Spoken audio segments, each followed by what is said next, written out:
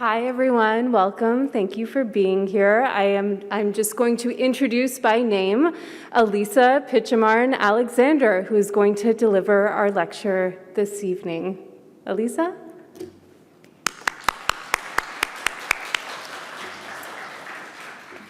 Welcome. Thanks, Jasmine. Hi, everyone. Thank you to Scripps for inviting me. It's lovely to be here. My first time out here at the Claremont colleges. I didn't quite know the venue, like what the vibe of the venue was going to be that I was speaking at, and this is just like a little grander than I was expecting. But I was saying to Jasmine, quite familiar architecture to me since I did my graduate work in Santa Barbara, so I'm feeling right at home here. I'm going to start by saying that, first of all, I am not a ceramics historian, so any ideas you might have about that, I'd like you to kind of throw them out the window. But I appreciate Jasmine's invitation so much because I think that her and I have a lot of shared interests. First of all, Munoz is a scholar that both her and I are deeply engaged with his work, and in my work as the co-director of the Asian American Art Initiative, I'm very invested in the different ways that we can activate historically under-recognized histories in the museum space. I'm getting a little bit of feedback. Is that the case on your end too? No, or is everything okay? Okay, then I'll just deal with it. So I just wanted to explain to you a little bit more about the Asian American Art Initiative in case any of you get a chance to come up to Palo Alto and to come to Stanford, and I'll be talking a little bit more about one of our feature installations there.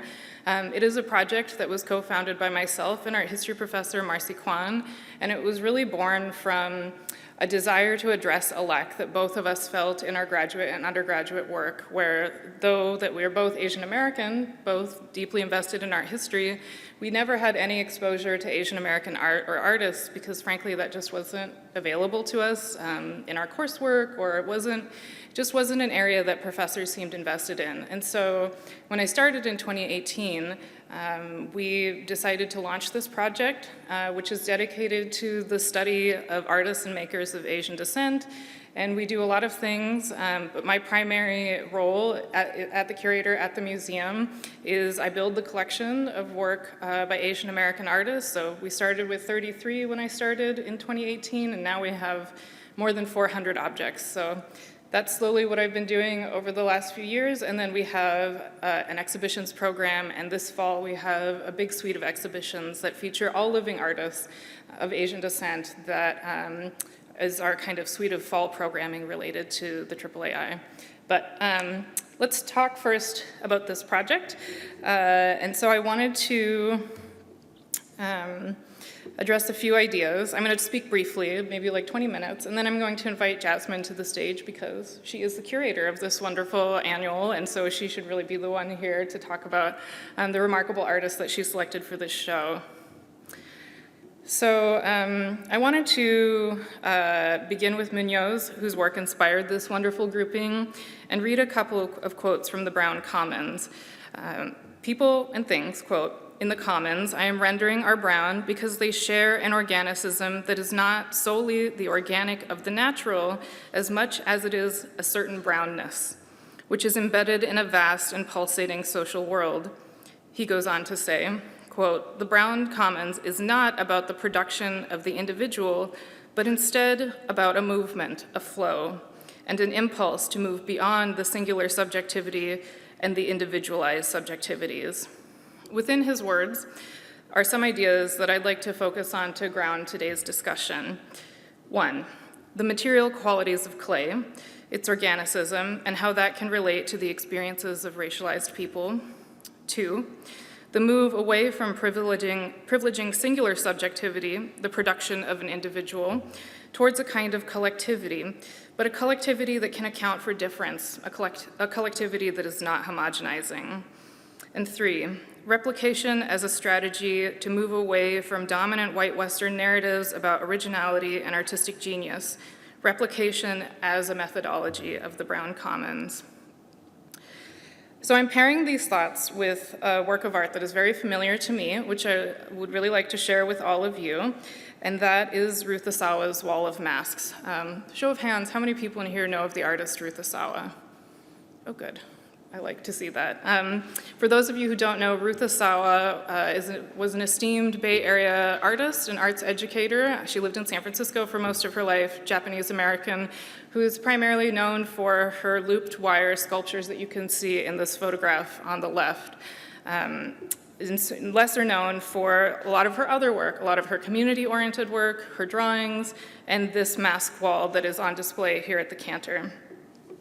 So from 1966 to 2000, Ruth Asawa had this amazing practice of casting the faces of her friends, family members, and fellow artists, first in plaster and then later creating ceramic positives from these molds, which she would then hang on the outside of her San Francisco home. So if you were to go over to Asawa's house for dinner, which a lot of people did, you would encounter this incredible wall of masks, this archive, this account of her entire community in the San Francisco Bay Area and beyond.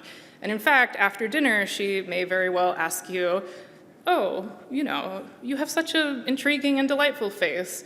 Would you consider letting me cast it? Which then she would clear off her kitchen table, smear your face in Vaseline, and then pour plaster on your face to create this mold, which, it sounds fine, but if you really think about it, or if any of you have ever had this done, it is not an activity for the faint-hearted, right? It really incites feelings of claustrophobia for a lot of people.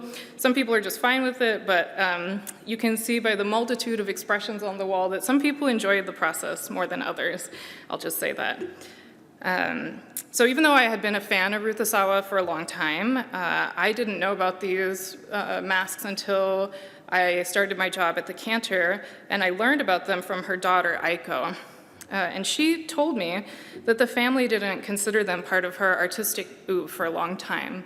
They were thought of as ephemera, which I really think is revealing in terms of the way that people are inclined to think about art that is made based off of relationality, that is made based off of an encounter, that is made in collaboration with somebody, especially during these kind of modernist moments that so often privilege the singular maker, right? Like I mentioned, Asawa even still is known for these looped wire sculptures within both museums and academia. And these masks are really remarkable, not just because they are unique to her practice. They demonstrate her long-term and rather isolated engagement with clay. She didn't really use clay outside of this. This was her primary mode of engagement with the material. And they also represent some of her most community-oriented work. One of the fascinating things about this piece is how it foregrounds clay's relationship to the body and race.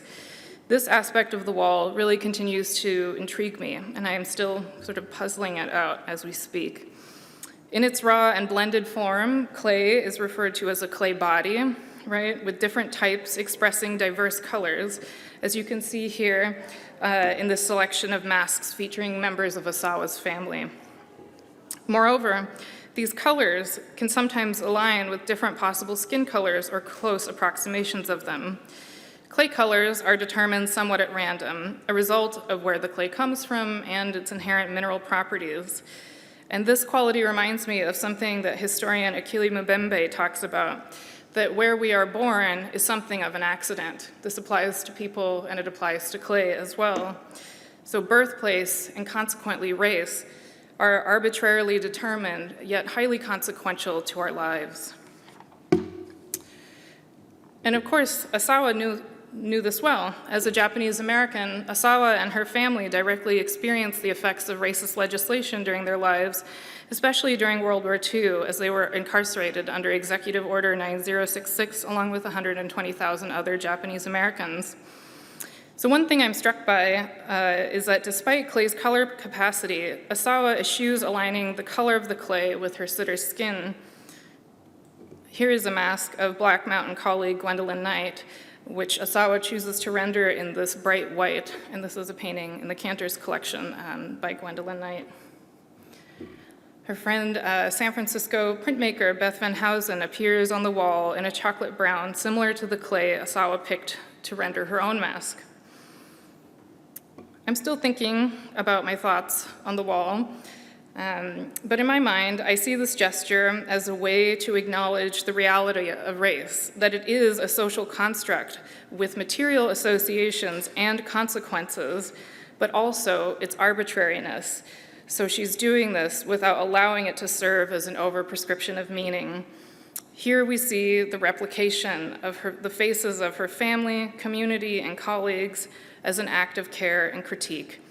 It is a work that both embraces and defaces Clay's inherent capacities, asking us to think through, within, and beyond what is possible in representation.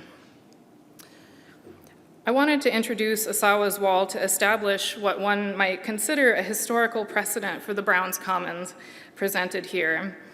I didn't get a chance to see the amazing annual until just this afternoon, so I just decided to feature a few artists represented here, and some of these works are in the show, and some of them are not. But this was just based on my research prior to my arrival. And I brought them into, as prompts for Jasmine and I's discussion later. So here I'm starting with Relele Filsufi, which this work is in the annual. In bite, the artist makes progressively larger and larger bite marks on the plate, which you can see in the accompanying video in the show, just shy of puncturing it, resulting in a pattern one might dismiss as simply decorative, but is actually the result of a sustained labor and vulnerable form of mark making. The artist is brown, but also takes into her body another different kind of brown, allowing it to mark her as she marks it. And in this interaction, they share a bond, producing a vessel that has the capacity to quite literally serve others. As Bite reminds us, change is often the result of an accretion of radical moves and gestures. In a different vein, Bay Area artist Reniel Del Rosario, the only artist that I knew prior to this exhibition, ponders the question, how to love an art history that not only doesn't love you back, but sees your presence as secondary to the master narrative, even if you were even recognized at all. Humor is one of Reniel's primary strategies, which is something that I love the most about his practice. Here, you're looking at his African mask from his MoFo project. It's an installation happening that is called the Museum of Found Objects, which I first encountered at the SF Art Market. And I want to make that point very clear. I encountered this at an art fair, which I think is particularly effective for this project. This mask is one of hundreds of bootleg, what he calls bootleg ceramic objects, made based off of images of artworks that he found in online museum databases. Reniel then places these objects in a faux museum environment, complete with extended labels, but clearly, as you can see here, misattributions, miscategorizations, to wryly comment on the way that institutions of power so often neglect the works in their care or deliberately allow for misrepresentation. And one of the things that I really loved about this installation is that it seems like all of us who worked in museums really loved this installation, and we are the people that Reniel is directly critiquing. But what Reniel reveals to us is that you cannot perform critique unless you have intimate knowledge of what the actual processes and structures are in place. And so I can appreciate the love that is inherent inside Reniel's critique because he comes from a place of deep knowledge and wanting to kind of affect change through humor and through replication. In case you can't see or can't read this label, let me just read this label for you. African mask, unknown African manufacturer, and the little red dot indicates that it did sell. So someone bought this particular mask. Originally made for sacred and magical purposes, this mask was intended to serve as the gateway to another realm, bestowing upon the wearer in ritual the powers of the being it presents itself as. Legend has it, donning on this mask will cause the wearer to commit large amounts of adultery, racism, and sexism through large squares and occasionally cardboard, while also giving them a fondness to pigeons and doves. Here's another one that I particularly enjoy. Something that Reniel and I have spoken about is the power of the bootleg, and the bootleg as a representation of brown creativity. Bootleg or knockoff goods are especially familiar to both of us as they are commonplace objects in Southeast Asian homes and markets. Bootlegs are illegal and illegitimate forms of production that circumvent accepted forms of value. They challenge the very thing so often privileged by art markets and auction houses, and that is the singular genius of any individual artist and the supposed rarity of individual products. Here, Ai Weiwei gets anonymized as an early American advertising jug. Regnell's practice expresses Munoz's call for a critical hope and educated desire, a kind of creativity born from radical indignation that resists nihilism and leans instead towards transformative recognition. By placing himself into art history's master narratives, Regnell grants himself the authority to critique and reshape structures to expose their flaws, dismantling hierarchy through collaboration. Here's an installation shot from MoFo. So if you bought one of Regnell's sculptures, like this lovely William Edmondson bootleg here, you were asked to draw a picture of the object that you purchased on the deaccessioning label, checking a box stating whether or not this was a temporary move or a permanent one, and then you have to sign your name and date it alongside Regnell's signature. One thing I really liked was going through the installation and seeing who bought what at the fair. So what he was doing was making transparent and otherwise opaque transaction, which, you know, the art world and art markets especially are so full of opaque transactions. Regnell was putting it all right out there, and you were not able to remain anonymous. So to move to a different artist whose work is present in the show, this installation is from the Hammer, his Hammer project, their Hammer project installation. Noé Olivas, on the other hand, uses replication to honor the tool shed, a creative space, though it is not often recognized as such in this project, Let's Pray. I'm reminded here of how the late artist Jack Whitten labeled his personal writings, which he called notes from the woodshed. So this is what Jack Whitten would often scrawl at the top of his notes. For Whitten, the woodshed was a private space, a place to create outside of the view of others. To be out of the view of others could allow for even more radical forms of experimentation. The woodshed was a place where the real work could get done. In Olivas's case, I see the tool shed functioning similarly. The primary distinction here is that Olivas offers the tool shed as a space of creativity and community building, a place to honor labor, and a place to honor one's creative inheritances and vernaculars. Finally, I thought I would end by sharing Magdalene Dijkstra's Rupture. I think Dijkstra is approaching the same types of questions as Regnell, here confronting the history of color field painting by conjuring Clifford Still. And like Phil Soufi, Dijkstra understands the power of an accretion of marks, capturing not one artist's gesture, but many. Rupture is a communal endeavor, one that both reveals its labor and effaces it. The work features fingerprints, which bear paint or clay or different kind of like oxide paints. And in using fingerprints, a mark often used to track and legislate bodies, here Dijkstra's reclaim them to assert creative individuality. And yet, from a distance, the individual fingerprints become less and less legible, and what we are left with is a giant ecstatic whole, a brown commons indeed. One of my main takeaways from Munoz in this exhibition is that brownness allows us to see ourselves as connected but not the same. We can be in solidarity with each other while maintaining our difference. We can hold space together but also retreat to our respective woodsheds.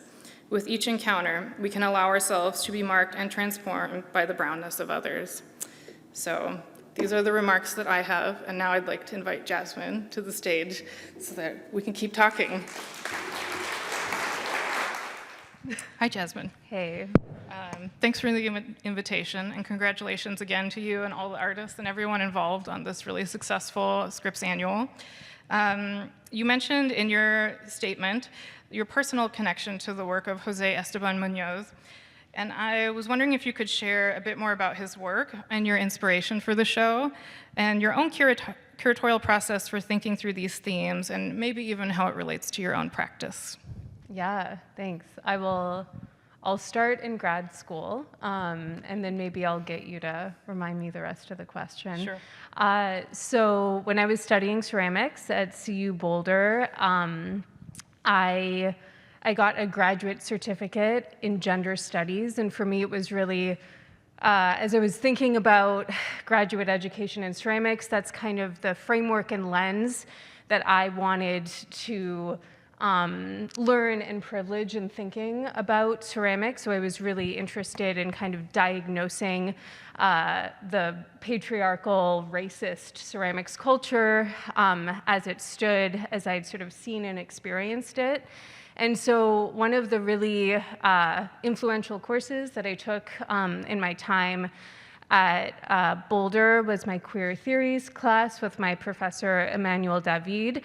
And they introduced me to Jose Esteban Munoz. We read Cruising Utopia.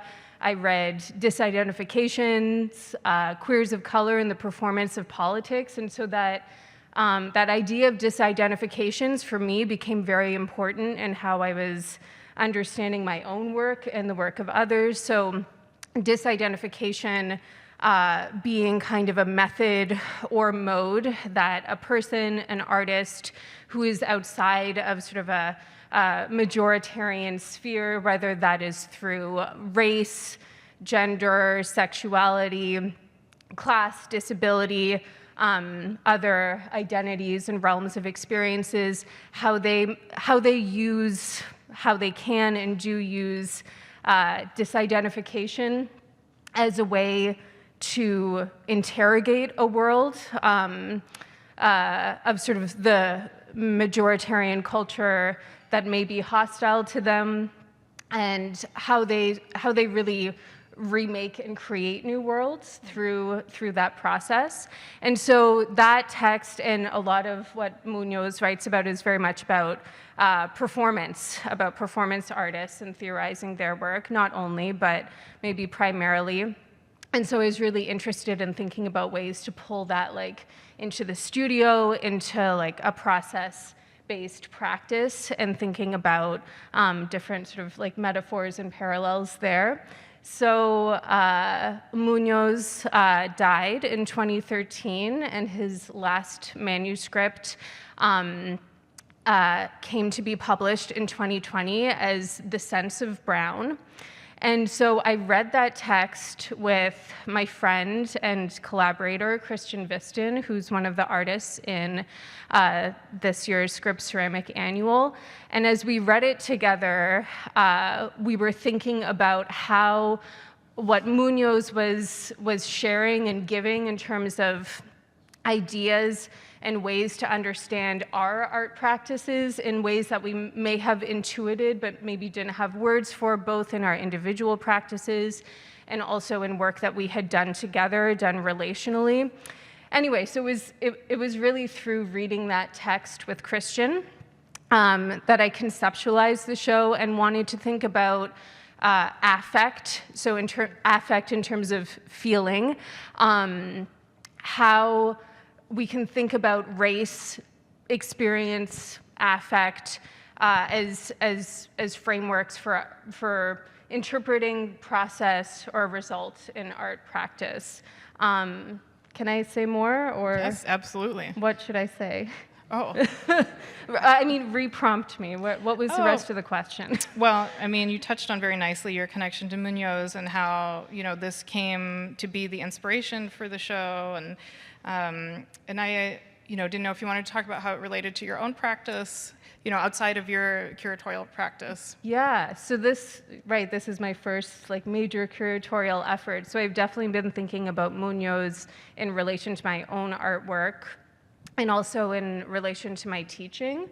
And so yeah, as a mixed race person of color who is often misraced, and I've had sort of my own complex ways of experiencing racialization in the world, in the art world. I really, I found so much sort of self-understanding through reading Munoz, so that's something that I wanted to sort of distill and bring into the classroom.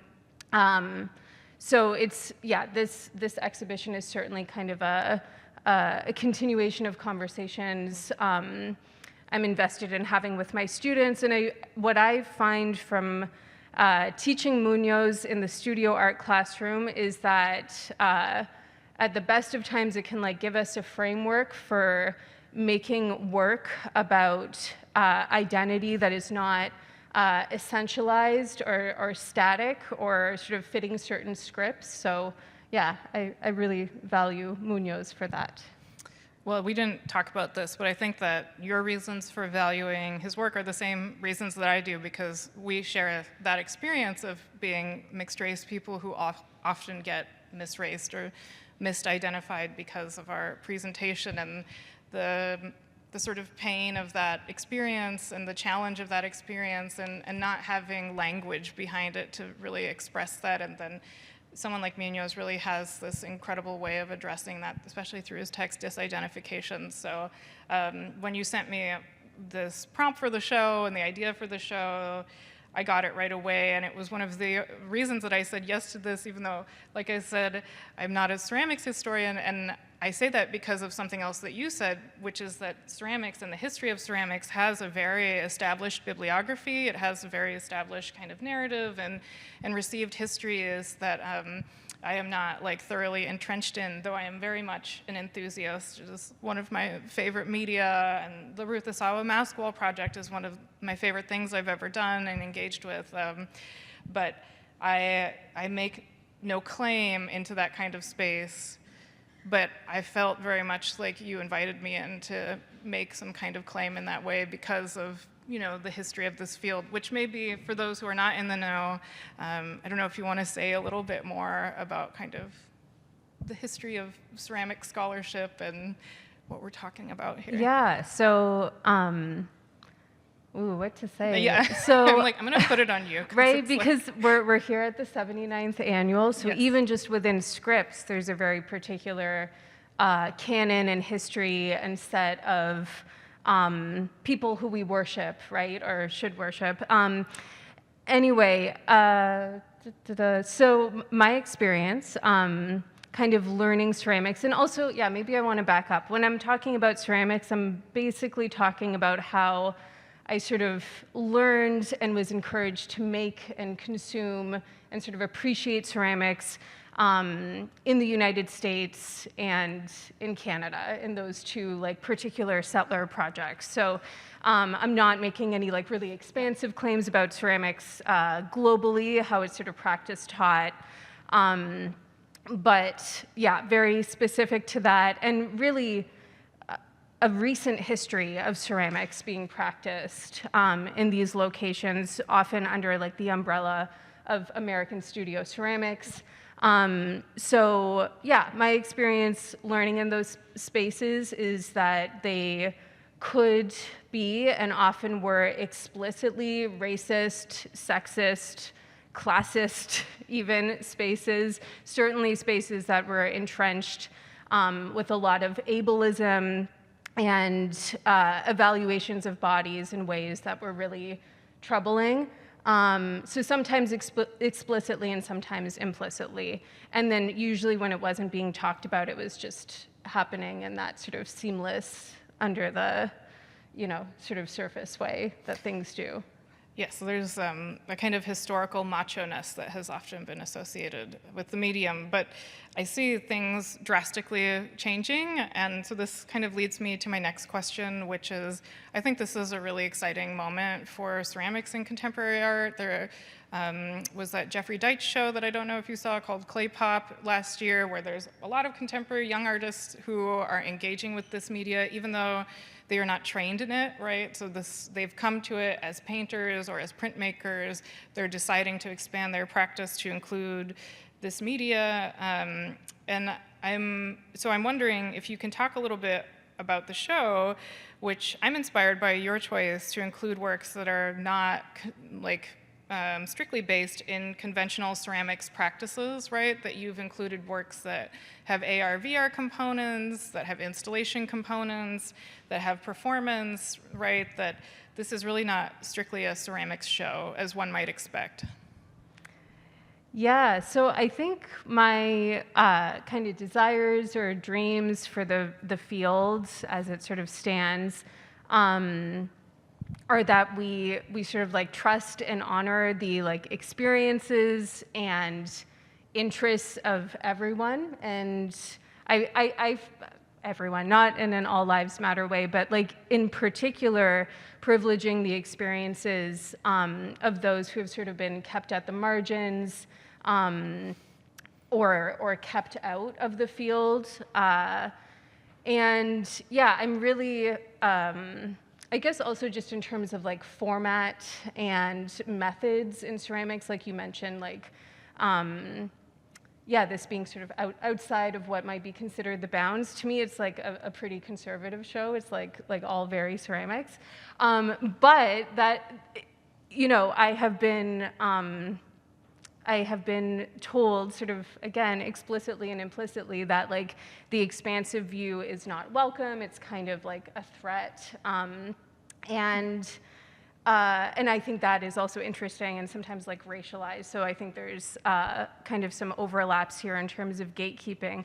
But yeah, I'm so bored with sort of like a way of like carving or delineating ceramics to fit a certain kind of like range of technical arenas or even materials, right? So that's why for me it was so wonderful that Habiba, and there's other sort of like screen, video, and like performance-based work, but Habiba in particular sort of moved into these realms of AR and VR and that kind of treatment and like assessment of ceramic history. Yeah, that was very exciting. What else do I want to say? You know, yeah, I think really the good things will kind of follow and spill out once we have like a little bit more like permissiveness and less of a like chokehold around the field. Absolutely. So I'm going to ask the question that it's the hardest question because it's the one that I think about all the time, that there is no like direct or succinct answer for. But given the premise of the show, I would love to hear your thoughts on how we as curators can approach a critical and thoughtful discussion of race and identity as it relates to an artist's practice without that being the primary or only method of interpretation. You know, what are the ways that we can acknowledge identity with regard to an artist's practice without having that foreclose the possibility of all other meanings? And I think about this all the time, obviously, because I co-lead an initiative about Asian American art and artists. And so sometimes when you're looking at the work of racialized peoples, there's an expectation to make that work make race visible in some way or another, or that is the only topic of the work, that there are no other threads of inquiry. And we see right now that there is a kind of expansiveness going on in the art world to, rightfully so, bring in and address histories that have been previously excluded. But sometimes the only discussions we're having about those artists are discussions of identity, right? And so I have such a desire to move beyond that, beyond the only thing, that this is the only way we can interpret the work. So I'm curious what your thoughts are on that kind of issue. Yeah, well, as like a fledgling curator, I can But like an artist too, yes, right? You know? Exactly. I was going to say I can talk about this and how I think about it also as an artist and as an educator, and someone who's, you know, hopefully teaching artists how to make art and think about themselves sort of within this like mess that we're in. So yeah, I guess I want to start by saying it's never the only thing, though I think that is often something that we are sort of told that that if we are sort of acknowledging or even like momentarily centering race or another facet of identity and experience, that's sort of all we're doing. So I really, I always want to sort of push back against that idea, and race is just one thing of many, right? Race, again, gender, class, sexuality, ability, one's sort of environment, history, and context, all of these things are so layered and contingent and all really important to think about as we sort of think about ourselves as artists and producers of art or of shows or of classrooms. And so, yeah, I think, I mean, maybe in some ways there is sometimes a strong incentive to center race in a way that can feel sort of flattening or tokenizing. There's sometimes that incentive, and then I think there's also more of the time a strong disincentive from addressing race, particularly with white artists. We're sort of framing this around the idea of feeling brown, but I think race is always relevant in and out of sort of art spaces. And yeah, so I guess I just don't think of it as flattening. I think of it as just another bump in everything that we're sort of negotiating and considering. And so I guess just talking about it more and practicing our ways of sort of understanding and relating to one another in ways that are hopefully more nuanced and meaningful than sort of tokenizing and flat. Yeah, I think I brought up that question in part because your show does this great job of kind of threading that needle where it's acknowledging this idea of feeling brown, but it's in the way that Munoz talks about brownness. It isn't as I said in the beginning, it's not about the color of one's skin. It's not about this kind of determined, marked factor in one's life. It's about a kind of relationality. So you're framing it in terms of an engagement with others, a kind of community, a mode of being in the world, an orientation. And so I really appreciated that because it does to me what I think exhibitions that feature historically excluded groups should do, where it is centered around an idea and it's not just simply celebratory, here, look, we've got all the brown people in one space and we did it, great job us. But it's doing something more. It's asking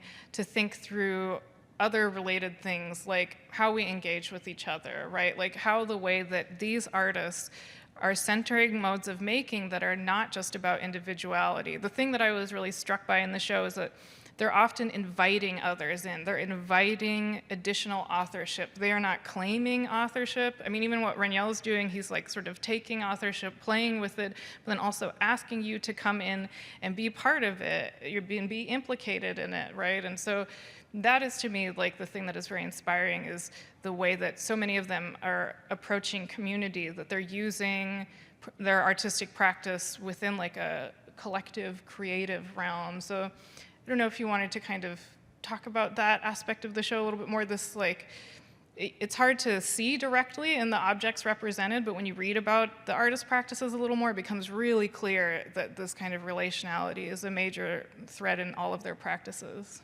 Yeah, I'm happy to speak to that a little bit. And that also speaks to just the limitations, right? Sometimes of the static object or even the installation space, how we can sometimes need an overlay and some other knowledge to really get into it on that level. But yeah, I mean, certainly Raniel's piece is an excellent example of sort of activation, both through performers who are sort of working and part of the piece, and then through everyone who sort of walks into the space, makes a purchase, becomes a foot soldier of gentrification in the process. I bought a lot of stuff.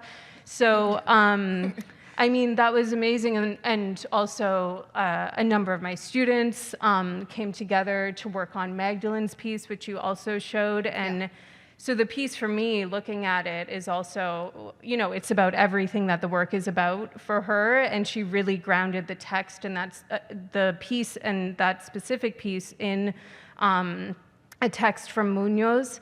but it's also about like the marks of everyone and the conversations that she sort of facilitated in that space and the creation of the work. And I also think of, the static object that we can't quite see that in, through different modes of like, even just like formal language of like repetition, right? We can see that kind of like coming together in reiteration. And that is like throughout the show. That's in Ha's piece, like hanging down from the rope. That's in Lucero's piece, like sequined on the wall. I think repetition, once the show is installed, I was really pleased to see that that was sort of like a through line that could move you through. Yeah, I loved Magdalene's piece. I loved seeing it finally in person and seeing that accretion of mark making where the labor is very present. It doesn't disappear when you get close to it. And we think that the result, the wall, right, as it stands, that is the work of art. But in my mind, I'm thinking about all of those people who came together to make that together, the conversations that were had throughout the process of making that wall together, the relationships that were maybe forged, and that itself is part of the work of art. Which, we've spoken about a lot of works in the show, and I didn't know if you had any other particular works that you wanted to highlight that served as like an anchor for the project, which is the way that I often think through projects. Sometimes there's like an anchor artist or like an anchor object that really inspires the whole thing. Yeah, I wish I had time to talk about each piece because I don't know, I've been thinking through my own relationships to each artist, whether that's something that was sort of like forged through the exhibition or something pre-existing, but I'm just going to stick to a few. And I wanted to start by mentioning when I was sort of conceptualizing this show, doing like my book club with Christian, I went and saw the Insica Ceramics Annual in March 2022. It was in Sacramento. And I think the theme was belonging, but it also could have been unbelonging. It was a really interesting exhibition, and two of the artists in that show were Habiba El-Sayed and Rahale Filsufi. So Rahale's Bite piece was in that show, and I really, through just like watching the video over and over, it like helped me think about this show and what I wanted it to be. So that certainly was like an anchoring piece for me. Very much the video, also the resulting object, but I'm also just interested in how the video might operate even in the absence of the object. I'm always, interested in how we have this like imperative to include like the physical object in a ceramic show. So anyway, that piece was sort of formative for me. And then Habiba also had a video piece in that show, and it was a screen that she was cutting through. And she didn't wind up putting that piece in the show, but I thought it paired really interestingly with Rahale's piece, and then also Habiba's use of the screen, not a physical ceramic screen, but digital screens really kind of set off how I thought about the rest of the exhibition. And then the last piece I want to mention, which also informed how I thought about Rahale's piece. My friend from grad school, Lucero Aguirre, she had made these incredible like bite pieces that I really thought about in conversation with Rahale's work. So I asked them to be in the exhibition, thinking that they might put the other bite work in the show, but instead they made a new piece, kind of responding to the exhibition, and it's the sort of entry banner or quilt, Mije. So the gender-neutral mija or mijo, and so it was really just incredible to have Lucero both really like take seriously like race and gender and that intersection within the frameworks of Munoz for the exhibition. So that has come to be sort of a really special piece for me. Well, it's great. I always love hearing about like what sparks one's thinking. In the interest of time, I think I'll end with a final question, which is that given that we are in a college setting and that both of us work in institutions of higher education, I always like to leave with advice. And what advice might you have? This is very solicited advice. This is not unsolicited. What advice might you have for emerging artists or students interested in the arts, or those, looking to find their way through a sometimes opaque art world? Yeah, so my advice is some practical advice is I make a lot of cold calls or cold emails, just reach out to people. And then also sort of trust yourself and your experiences. If someone's telling you that your body of work isn't cohesive or that you don't make sense, there might be something behind that you don't necessarily need to trust. So as much as you can, sort of trust yourself, figure out ways to make art and make community and meaning in ways that feed you and sort of don't destroy your soul, especially depending on what kind of institutional context you're in. Yeah, and so also I want to say doing this exhibition has given me kind of insight into how I might think about a curatorial or gallery practice in a way that doesn't feel sort of stripped and tokenizing. So there can be ways, I guess.